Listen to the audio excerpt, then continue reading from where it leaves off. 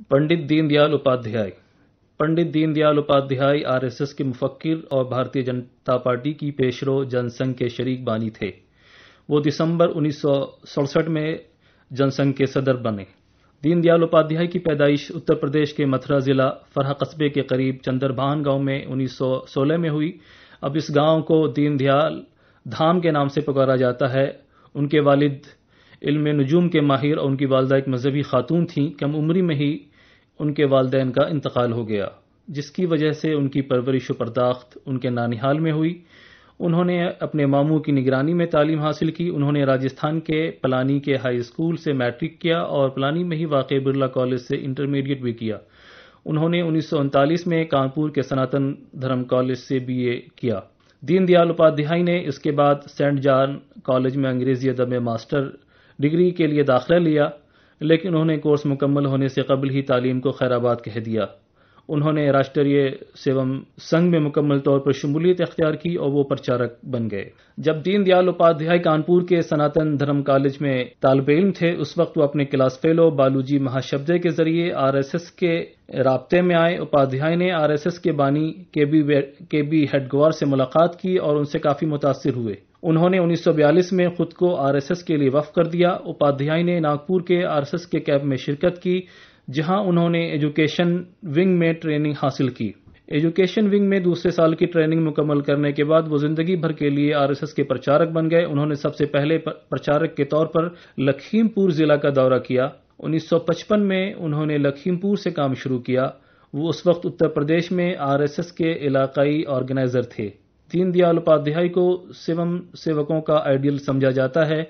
उन्होंने लखनऊ से एक माहनामा शुरू किया। उसका नाम राष्ट्र धर्म था। राष्ट्र धर्म में हिंदुत्व के नजरिए की तबलीग की जाती थी, ताहम धर्म राष्ट्र पर उनका नाम एडिटर के तौर पर शाये नहीं होता था। इसके बाद उन्होंने एक हफ्तावार पंजजनिया और रोजनामा स्वदेश भी निकाला। 1951 में जब श्यामा प्रसाद मुखर्जी ने भारतीय जनसंघ की बुनियाद रखी, तो आरएसएस ने जनसंघ को संघ परिवार की सोच के हकीकी अलमबरदार के तौर पर ढालने की जिम्मेदारी दीनदयाल उपाध्याय को दी। पहले उन्हें उत्तर प्रदेश में भारतीय जनसंघ का जनरल सेक्रेटरी बनाया गया, बाद में उन्हें ऑल इंडिया जनरल सेक्रेटरी बनाया गया। वो 15 साल तक भारतीय जनसंघ के ऑल इंडिया जनरल सेक्रेटरी रहे। दीनदयाल ने जनसंघ की कौमी जिंदगी के फलसफे को पेश किया। उनका जोर इस बात पर था कि मुल्क की तामीर नौ में हिंदुस्तान की कदीम तहजीब और फलसफे के उनसुर को सामने रखा जाना चाहिए। उन्हें जनसंघ की माशी पॉलिसियों का खालिक भी कहा जाता है। उन्होंने इंटीग्रल ह्यूमनिज्म का फलसफा पेश किया।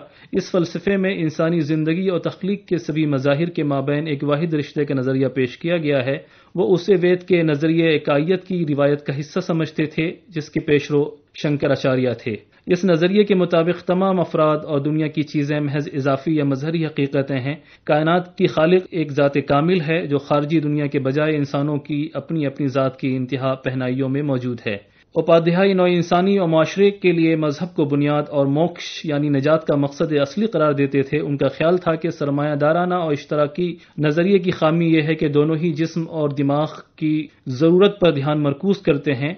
इसी वजह से ये दोनों नजरियात ख्वाहिश और दौलत के मादी मकासद पर मबनी हैं। दीनदयाल उपाध्याय इस बात के हामी थे कि मुल्क में तेज रफ्तार सनतकारी के जरिए सार्फियत को फरोग देने के बजाय इसमें तवाजुन कायम किया जाए। उपाध्याय ने इंटीग्रल ह्यूमनिज्म या नजरिया इकायत में बेलगाम सार्फियत की मुखालफत की। उनका ख्याल था कि इसकी वजह से माशरे में अदम मसावात पैदा हुआ और मुल्क गुर्बत के खात्मे में नाकाम रहा।